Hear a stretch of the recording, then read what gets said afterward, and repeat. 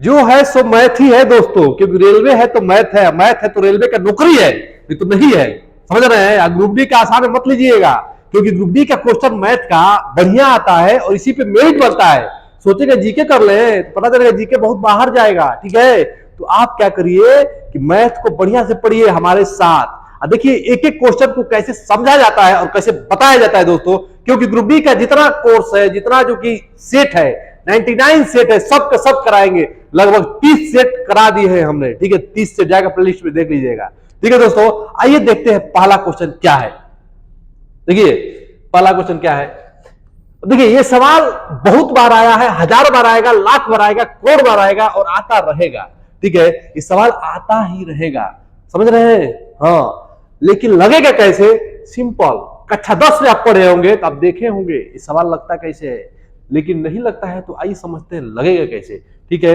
आइए देखते हैं, क्लियर है। देखिए पहला क्वेश्चन, यदि दो संख्याओं का गुणनफल 84 10 है, ठीक है। दो संख्याओं का क्या है? गुणनफल है, 84 और 10 है। ध्यान दीजिए दोस्तों, सवाल बोल क्या रहा है और आप कर क्या रहे हैं, दोनों में अंतर होना चाहिए, ठीक है। समझिएगा।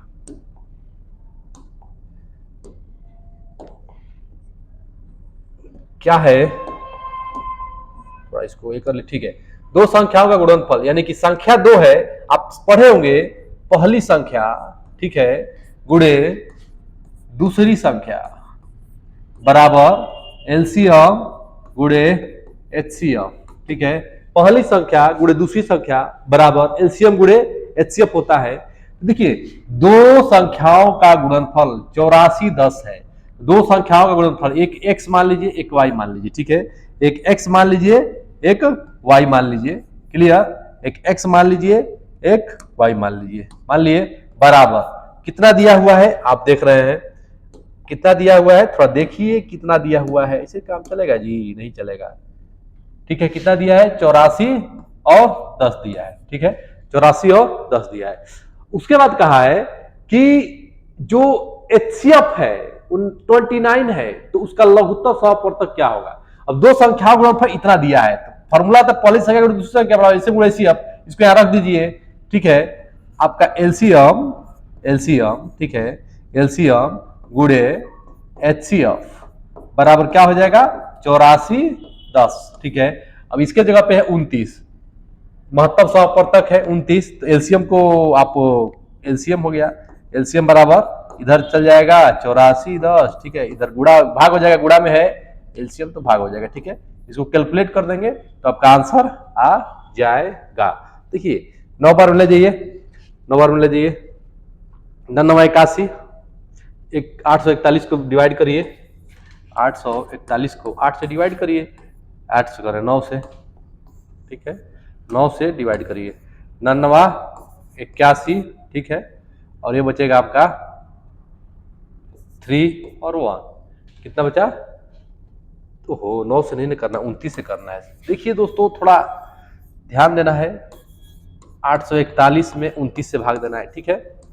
कितना बार में जाएगा? 3 बार में ले जाइए, 4 बार में ले जाइए, 3 बार में ले जाइए, क्योंकि 4 बार में ले जाएंगे तो ज्यादा हो जाएगा। 3 बार में 9 3 27, ठीक है। 2 3 दूना के 6, 3 दूना के 6, 6 2 8, ये भी ज्यादा हो गया, ठीक है। 3 भी ज्यादा हो गया, तो आप कितना बार में ले जाएंगे? 2 ही बार में ले जाइए, तो 2 9 दूना के 18, ठीक है। 2 दूना के 4 1 5 58, इसको भाग घटा दीजिए तो 8 6 6 8 6 14, ठीक है। अब यहाँ पे कितना बचा? 7 बचा, 7 में से 2 26, ठीक, 1। अब ये कितना बार में जाएगा? देखिए यहाँ पे 2 है, 9 बार में ले जाइए, 9 81 के 1, 9 दूना के 18 18 18 18 8, यानी क्या हो जाएगा? 29 29, यानी 290 क्या हो जाएगा? कैलकुलेशन। अगला क्वेश्चन देखिए दोस्तों क्या है। एक दुकानदार है, एक वस्तु को उसके अंकित मूल्य पर 20% और 15% के दो क्रमिक छूट पर 571 रुपया में बेचता है। कितना है? 571 रुपये बेचता है। यदि उसने कोई छूट नहीं दी होती तो उसे 12% का क्या होता? लाभ प्राप्त होता। तो बताइए वस्तु का क्रय मूल्य क्या होगा? ठीक है, लगने में देखने में क्वेश्चन टफ लग रहा है, लेकिन टफ नहीं है। देखिए 20% और 15% का दो छूट दे रहा है, दो छूट दे रहा है। यानी कि मान लीजिए 100 है, 100 का 20% निकालेंगे तो 20/100, यानी 20 घटाएंगे तो कितना है 80। 80 का 15% निकालेंगे, कितना निकालेंगे 15%, 12 घटाएंगे तो आ जाएगा 68। यही 68 बराबर दिया हुआ है दोस्तों 571.20। तो आप 100 पर निकाल लेंगे, देखिए इस पे कोई छूट नहीं दे रहा है, अभी इस पे 12% लाभ हो रहा है। देखिए पहले एक्स निकालिए, इसका गुणा इसमें और इसका गुणा इसमें, तो कैलकुलेट कर दीजिए मित्रों, क्या कर दीजिए, कैलकुलेट कर दीजिए।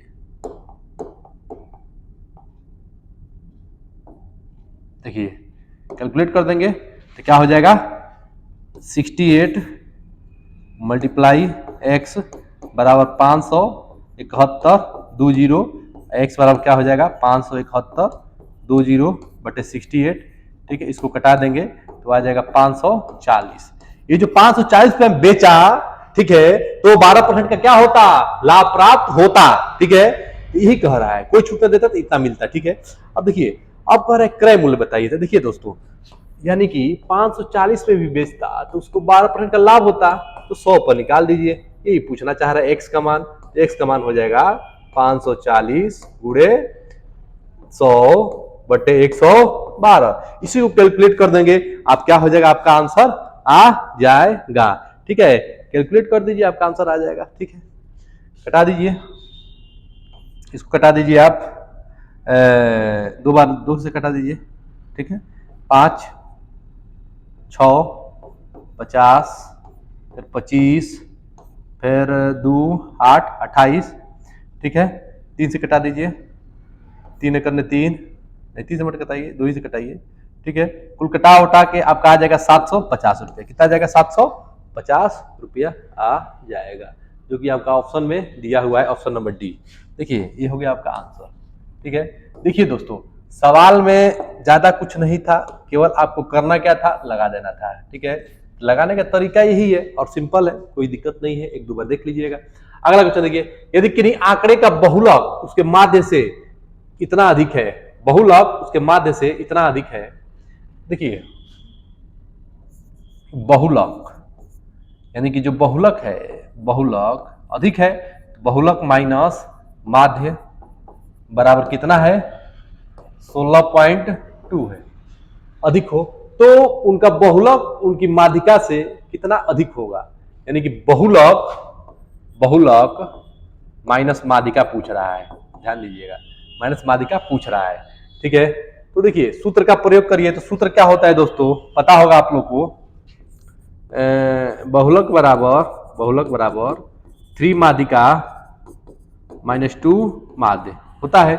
ठीक है, 3 माध्यिका माइनस 2 माध्य, तो बहुलक बराबर होता है माध्यिका। अब देखिए बहुलक, बहुलक माइनस माध्य बराबर, इधर माइनस किए तो इधर भी माइनस करना पड़ेगा, तो 3 माध्यिका माइनस 2 और एक 2 एक क्या हो जाएगा, 3 हो जाएगा, 2 एक 3 माध्य। ठीक है, क्योंकि माइनस इधर किया माइनस इधर भी करेंगे तो 3 माध्य हो जाएगा। ठीक है, 3 माध्यिका, क्लियर। अब देखिए 3 माध्य 3 माध्यिका हो गया, 3 कॉमन ले लीजिए, माध्यिका माइनस माध्य। ठीक है, माध्यिका माइनस माध्य, अब बहुलक माइनस माध्य, बहुलक माइनस माध्य कितना दिया है, 16.2 दिया है, यहां से भाग दे दीजिए तो आपका माध्यिका माइनस माध्य आ जाएगा, माध्यिका माइनस माध्य आ जाएगा। इसे घटा देंगे तो आपका वो आंसर आ जाएगा। देखिए माध्यिका, माध्यिका माइनस माध्य, माध्यिका माइनस माध्य बराबर, इसको भाग दे दीजिए 16.2 को 3 से। ठीक है, तो आपका कट के आ जाएगा, 3 चौक 12, 3 पचे 15, 3 चौक 12। ठीक है, 5.4, तो माध्यिका माइनस माध्य कितना आ गया 5.4, और बहुलक माइनस माध्यिका दिया है, बहुलक माइनस माध्यिका आपसे पूछ रहा है, बहुलक माइनस माध्यिका पूछ रहा है। ठीक है, और आपको ये दिया हुआ है, ये दिया हुआ है। ठीक है, अब देखिए बहुलक माइनस माध्यिका पूछ रहा है, ये दोनों को घटा दीजिए, दोनों को घटा दीजिए, लाइए घटा दीजिए यहाँ पे, तो यहाँ लिख दीजिए बहुलक, यहाँ लिख दीजिए बहुलक माइनस माध्य बराबर 16.2, 5.4 है। ठीक है, अब यहां से क्या करेंगे, घटा देंगे, घटाएंगे तो कट जाएगा, क्या हो जाएगा, कट जाएगा। अब देखिए यहाँ पे आपका इसको घटाएंगे तो आपका आंसर आ जाएगा। देखिए बहुलक माइनस माध्यिका, आपसे क्या पूछा, बहुलक और माध्यिका के अंतर, तो 16 माइनस 16.2 16.2 को जैसे घटाएंगे 5.4 से तो 12 में से 4 की 8.8, ठीक है, और यहाँ पे बचेगा 0 1 10 पॉइंट क्या हो जाएगा आपका आंसर हो जाएगा। देखिए इस सवाल में कुछ नहीं था, केवल आपको समझना है और फॉर्मूला का यूज करना है और आंसर आपको बता देना है। ठीक है दोस्तों, कोई दिक्कत आए तो जरूर कमेंट करिएगा, तो आपको सवाल को क्या कर दिया जाएगा, रिपीट करने की कोशिश किया जाएगा। ठीक है दोस्तों, अगला क्वेश्चन देखिए क्या है। देखिए सवाल में कुछ नहीं किया गया है, केवल आपको फॉर्मूला पता होना चाहिए। क्या, ये वाला देखिए, बहुलक बराबर 3 माध्यिका माइनस 2 माध्य, ठीक है, यही सूत्र होता है। क्लियर है, इसी का प्रयोग करके लगाया गया। आराम से वीडियो देखिएगा, लिखिएगा, जैसे बोले हैं वैसे करिएगा, हो जाएगा। ठीक है, अगला क्वेश्चन देखिए। गोले का पृष्ठीय क्षेत्रफल ज्ञात कीजिए जिसका व्यास 14 सेंटीमीटर है। पृष्ठीय क्षेत्रफल क्या होता है, 4πr²। ठीक है, गोला का पृष्ठीय वक्र पृष्ठ चाहे संपूर्ण पृष्ठ सब यही होता है। और गोला का आयतन क्या होता है, 4/3 πr³ होता है। ठीक है, दोनों याद रखिएगा। और गोला का पूछेगा तो 2/3 πr³ हो जाएगा। ठीक है, और इसका कर्व सरफेस एरिया पूछेगा, वक्र पृष्ठ 2πr², टोटल पूछेगा तो 3πr²। ये सब फार्मूला आपको ध्यान रखना होता है। ठीक है, अब देखिए ये पूछ रहा है तो क्या करिए, कुछ मत करना है। 4 × 22/7 क्या दिया हुआ है आपको, व्यास दिया हुआ है, तो रेडियस कितना हो जाएगा, 7 × 7 7 कट गया, 7 दूना के 14, 7 चौको 28, 7 चौको 28 गुणे 22। अब 28 को क्या करिए, 22 से मल्टीप्लाई कर दीजिए, 8 दूना के 16, 6 वाला ही क्या हो जाएगा, आपका आंसर करेक्ट हो जाएगा। तो ये कुछ नहीं था, केवल कैलकुलेशन फॉर्मूला बता रहेगा, आप लगा लेगा। ये सवाल देखिए, यदि ABCD एक समचतुर्भुज है, क्या है, समचतुर्भुज है, लो बन गया समचतुर्भुज। तो ड्राइंग खराब है, इसमें कोई बात नहीं, समचतुर्भुज है ABC और D। ABCD समचतुर्भुज है जिसमें ACB ये वाला एंगल दिया है 40 डिग्री। कितना दिया है, 40 डिग्री।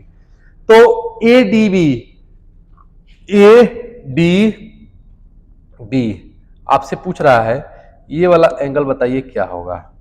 ठीक है, ये वाला एंगल क्या होगा, ADB ये वाला पूछ रहा है। ठीक है, ये वाला पूछना चाह रहा है, तो आप क्या कर सकते हैं, समझिएगा। ये जो समचतुर्भुज होता है, इसका जो समद्विभाजक रूल होता है, ये 40 है तो ये भी 40 होगा, ये भी 40 होगा। ठीक है, ये भी 40 होगा। ठीक, और 40 हो गया, और दोनों का सम B और कोण B और कोण C का सम क्या होता है, 180 होता है। ये 40 40 80 हो गया, 80 में से 180 जाएगा तो कोण B निकल जाएगा, 100 हो गया। कितना हो गया, 100 हो गया। ये 50 हो जाएगा और ये भी 50 हो जाएगा, आधा, यानी कि ये भी क्या हो जाएगा, 50 हो जाएगा। तो ऑप्शन नंबर क्या हो जाएगा, D is the right answer. ये ध्यान रखना है आपको, समचतुर्भुज के दो भुजाओं का सम कितना होता है, 180 डिग्री होता है। वहीं से क्या करके रगड़ दीजिए, है कि नहीं। अगला क्वेश्चन देखिए। अब ये देखिए, x की पावर b ऐसे दिया हुआ है, इसका मान पूछ रहा है। ठीक है, इसका मान कैसे निकाल सकते हैं, आसानी से निकाल सकते हैं। क्या देखिए, इसको क्या लिख सकते हैं, देखिए x, कलम फीका पड़ जा रहा है, थोड़ा बदल लेते हैं, वाइट कर लेते हैं। देखिए अब ये जो है ना b और c, ये हो जाता है x के पावर b माइनस c। ठीक है, और ये हो जाएगा b प्लस c। ठीक है, अब इधर देखिए, x के पावर c माइनस a, क्योंकि नीचे है ये c माइनस a, और ये हो जाएगा c प्लस a। ठीक है, और ये हो जाएगा x के पावर a माइनस b और एक ब्रैकेट में a प्लस b।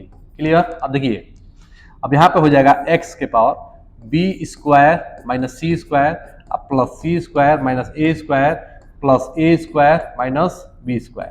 अब b से b कट गया, c से c कट गया, a से a कट गया, x के पावर 0, किसी के पावर 0 क्या होता है, 1 होता है। ऑप्शन क्या हो जाएगा, a is the right answer. ठीक है, अगला क्वेश्चन देखिए, 3 और -7 एक द्विघात समीकरण है, तो इसके मूल दिया हुआ है। ठीक है, तो द्विघात समीकरण ज्ञात कीजिए। द्विघात समीकरण का फॉर्मूला क्या होता है, x² minus alpha plus beta, ठीक है, x प्लस अल्फा बीटा बराबर 0। ये फॉर्मूला होता है समीकरण बनाने वाला। ठीक है, और आप एक्स्ट्रा जानकारी के लिए रख सकते हैं, अल्फा प्लस बीटा बराबर क्या होता है, -b/a, और अल्फा बीटा क्या होता है, C/A। मूलों का योग, मूलों का गुणनफल, बहुत पूछा हुआ है, हर सेट में पूछा हुआ है लगभग, ठीक है। तो आपको ये भी चीज ध्यान रखना है ताकि एक सेट से कई बार रिवीजन हो जाए तो आपके दिमाग में बैठ जाए, है कि नहीं। अब देखिए ये चीज, अब क्या करना है, 3 और 7 को रख दीजिए, x² माइनस 3 रख दीजिए, 3 और -7 x प्लस 3 गुणे -7 बराबर 0, ठीक है। ये हो जाएगा x² माइनस 7 जाएगा तो कितना बचेगा, -4, माइनस माइनस प्लस हो जाएगा 4x, ठीक है, प्लस 7 त्रिके 21, 7 त्रिके 21 बराबर 0। क्लियर है। तो क्या हो गया, x² plus 4x, option number A क्या हो जाएगा, करेक्ट हो जाएगा, ठीक है। अगला क्वेश्चन, एक आयत की छोटी भुजा लंबाई लंबी भुजा से 10 मीटर कम है। एक आयत है, मान लीजिए छोटी भुजा है, छोटी भुजा की लंबाई लंबी भुजा से 10 कम है। तो लंबी भुजा x है, छोटी भुजा x माइनस 10 हो गया। इसका क्षेत्रफल संख्यात्मक मान से परिमाप जो परिमाप है इससे 6 गुने के बराबर है, ठीक है। समझिएगा इसका परिमाप क्या हो जाएगा, x माइनस 10, ऑल सम को परिमाप कहते हैं। तो जोड़ दीजिए x प्लस x, ठीक है, plus x minus 10 plus x minus 10, 1 2 3 4, 4x minus 20, 4x minus 20 परिमाप हो गया। अब इसके संख्यात्मक मान के बराबर है, यानी कि जो इसका क्षेत्रफल है वो क्या हो जाएगा, x और x माइनस 10, ठीक है। अब ये 6 गुना है, क्या है, 6 गुना, यानी कि 6 हो गया, ठीक है। और यहाँ पे हो जाएगा 2 कॉमन ले लीजिए तो क्या बचेगा, 2x प्लस 10, अच्छा 4 ही कॉमन ले सकते हैं, कोई दिक्कत नहीं था, छोड़िए कॉमन नंबर डायरेक्ट कर दीजिए, 4x माइनस 20, इसको लगा दीजिए, आपका आंसर आ जाएगा, ठीक है। कैलकुलेट कर सकते हैं, आसानी से कर सकते हैं, कोई इसमें दिक्कत वाली बात नहीं आनी चाहिए, ठीक है दोस्तों। आइए लगाइए, देखिए क्या होता है इसका आंसर, ठीक है। देखिए अब x का मान निकाल दीजिए, सिंपल,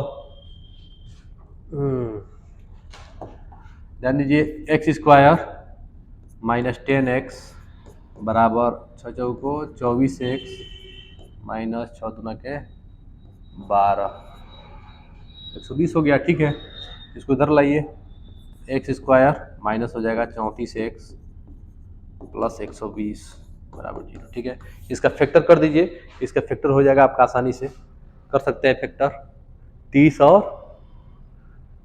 4, ठीक है, 4 3 12 और 30 4, ठीक है, 30 4 बढ़िया है, 30 4 कर दीजिए। तो फैक्टर करेंगे तो हो जाएगा आपका x² minus 30x minus 4x plus 120, ठीक है। अब x कॉमन ले लीजिए तो x माइनस 30, इतना करने की जरूरत नहीं है, आप तेजी में भी लगा सकते हैं, ठीक है कि नहीं। एक आ गया 4, एक आ गया 30, ठीक है, 4 और 30 तो मन करे ले लीजिए, 4 और 30 आ गया, तो अब 30 को ले लेंगे, ठीक है। 4 असंभव होगा, क्योंकि आप ही बताइए 4 असंभव क्यों होगा, कि यहाँ पे 4 लेंगे तो -5 सर आ जाएगा, 4 तो रखेंगे नहीं, 30 ही रखना पड़ेगा, ताकि ये 30 हो जाए, ये कितना हो जाए, 30 हो जाए, ये कितना हो जाए, 20 हो जाए, यही सही है, ठीक है। समझ में आ गया, कोई दिक्कत नहीं। इसमें सोचने वाली बात क्या है, देखिएगा, इसमें सोचने वाली बात है कि इसको लगाना कैसे लगाना है। आप लंबाई और चौड़ाई समझते हैं, चौड़ाई लंबाई से कम होता है, ठीक है, यही पे समझ गए, x होगा तो x माइनस 10 होगा। अब 4 क्यों नहीं लिए, क्योंकि 4 रखेंगे तो यहाँ क्या होगा, -6 हो जाएगा, दिक्कत हो जाएगा, इसीलिए 4 असंभव है, 4 क्या है, असंभव है, नहीं रख सकते, ठीक है। ये चीज समझना पड़ेगा आपको, नहीं समझ में आता धीरे धीरे देखिए, समझिए कैसे हो रहा है, ठीक है। अगला क्वेश्चन देखिए, एक रेलगाड़ी 200 मीटर लंबे प्लेटफॉर्म को 40 सेकंड में क्या कर रहा है, पार कर रहा है। एक आदमी 20 सेकंड में पार करती है, एक आदमी को 20 सेकंड में पार करती है, हाँ सही है, कोई दिक्कत नहीं है। रेलगाड़ी की लंबाई ज्ञात कीजिए, ठीक है। एक रेलगाड़ी 200 मीटर लंबे प्लेटफॉर्म को 40 सेकंड में पार करती है, 200 मीटर लंबे रेलगाड़ी की दूरी x हो गया, प्लस 200 मीटर लंबे प्लेटफॉर्म को पार करती है 40 सेकंड में, ठीक है, बराबर। देखिएगा यहाँ पे दिया है कि आदमी को कितना सेकंड में, 20 सेकंड में, तो रेलगाड़ी तो पार करेगा 20 सेकंड, खत्म, बस सवाल में कुछ नहीं है कि नहीं। कैलकुलेट कर दीजिए, इसको क्या करिए, कट जाएगा ये, तो बचेगा 2 का मल्टीप्लाई कर दीजिए, x माइनस एक्स प्लस 200 बराबर 2x, x को उधर भेजिए तो हो जाएगा x बराबर 200। आंसर कितना हो गया? 200। सिंपल सवाल था, ठीक है, क्योंकि वही ट्रेड है, वही आदमी मतलब प्लेटफॉर्म हो गया, हो गया। चलो दूरी बेटे समय। अगला क्वेश्चन देखिए, अब इस क्वेश्चन में क्या कहा है, निम्नलिखित आंकड़ों का माध्यिका ज्ञात कीजिए। माध्यिका ज्ञात करने का तरीका क्या होता है? सम विषम चेक करना पड़ता है। पहले गिनिए कितना है, 1 2 3 4 5 6 7 8 9 10 11 12 सम है, ठीक है। सम के लिए फॉर्मूला क्या होता है? n/2, ठीक है, n/2, ठीक है। उसके बाद क्या होता है कि n/2 प्लस वहां पद प्लस n/2 वहां पद, ठीक है, यही होता है। तो आप ऐसे करने की जरूरत नहीं है, आप कंपटीशन की तैयारी कर रहे हैं, डायरेक्ट मार दीजिए। पहले इसको लिखिए अवरोही क्रम में, मतलब बढ़ते क्रम में लिखिए सबसे पहले। तो बढ़ते क्रम में सबसे छोटा इसमें आपको क्या दिख रहा है? सबसे छोटा 16 रख लीजिए। उसके बाद 19 तेजी में करना पड़ेगा, है कि नहीं, तेजी में 16 19 के बाद क्या रख सकते हैं? 28 27 27 गया, 28 गया, ठीक है। उसके बाद 31 34 31 34 37 32 37 32 बीच में क्या है? 35 है, आप 35 रखिए भाई, दिक्कत हो जाएगा, ठीक है ना। 35 रखिए, 35 37, ठीक है, 35 37 35 37 35 37 35 37 35 37, देखिए आसान है, कोई दिक्कत नहीं है। 35 37, तो 35 उड़ा दीजिए, 37 को भी उड़ा ही दिए हैं, ठीक है। 41 45 50, 41 45 50, 41 45 50, एक बार गिन लेंगे दोस्तों, 45 50, ठीक है। 1 2 3 4 5 6 7 8 9 10 11 12, गड़बड़ा जाएगा, है कि नहीं। इधर से काटो, एक इधर से काटो, इधर से काटो, एक इधर से काटो, इधर से काटो, एक इधर से काटो। भाई कंपटीशन का तैयारी कर रहे हैं, इसे तो करना पड़ेगा। इधर से काटो, इधर से काटो, क्या बचा? 34 प्लस 32 बट्टे में 2, तो 4 2 6, 4 2 कितना हो गया? 6, 3 3 6 बट्टे 2 कितना हो गया? 33। क्या आंसर हो जाएगा? 33, ठीक है। अगला क्वेश्चन देखिए, वाह, नाम क्या दिया है? वामसी के पिता की आयु 50 वर्ष है। उनकी आयु वामसी की आयु के दोगुने से 20 वर्ष अधिक है। दोगुने से 20 वर्ष अधिक है, ठीक है। वामसी के पिता की आयु क्या है? 50 है। 2x बराबर, इसको ध्यान देंगे आराम से, नहीं तो गड़बड़ हो सकता है दोस्तों, ठीक है।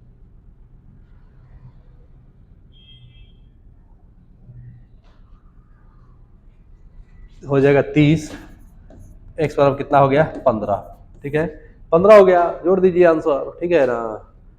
15 योर अर्थ क्या हो जाएगा? आंसर हो जाएगा। वापसी का आंसर कितना हो जाएगा? 15 वर्ष। अगला क्वेश्चन देखिए, दो समरूप त्रिभुजों की संगत भुजाओं का अनुपात 2:3 है।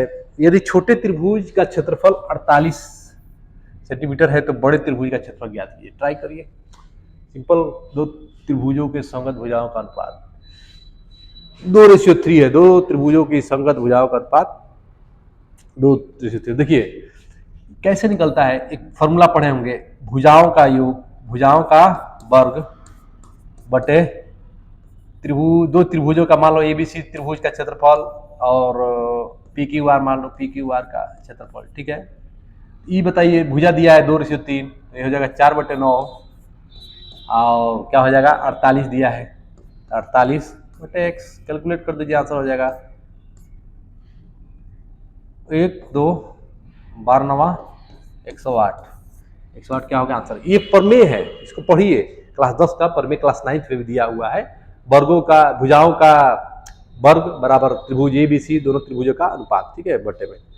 अगला क्वेश्चन क्या है देखिए, उसका घनाभ का आयतन ज्ञात कीजिए। उस घनाभ का आयतन ज्ञात कीजिए, इसकी लंबाई चौड़ाई ऊंचाई दी हुई है क्रमशः, ठीक है।